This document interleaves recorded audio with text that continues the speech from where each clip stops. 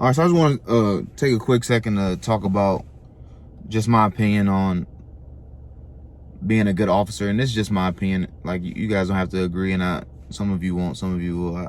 I don't know. But as far as making a lot of arrests, oh, I'm a good officer because I'm making a lot of arrests.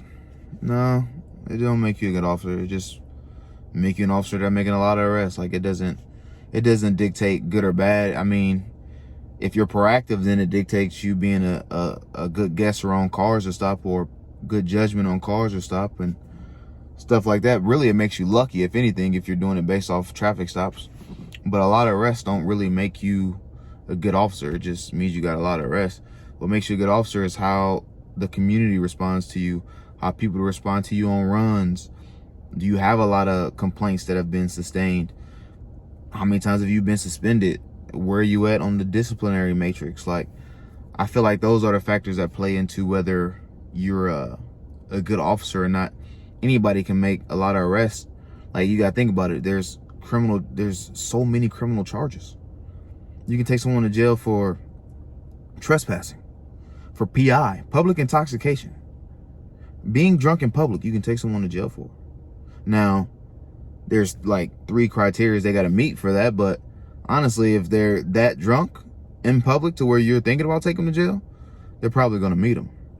So just taking people to jail don't make you a good officer. Now, if you say, oh, well, I get guns and drugs off the street, that's awesome.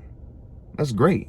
There's nothing wrong with that, as we should be doing, you know what I'm saying? But even that, getting a lot of those don't make you a good officer. It just makes you a good guesser, depending on which car you stop or how you came in contact with those people. If it's a dispatch run, then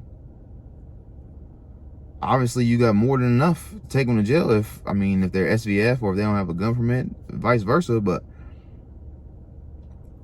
just getting a lot of arrests by themselves, I don't feel like makes you a good officer.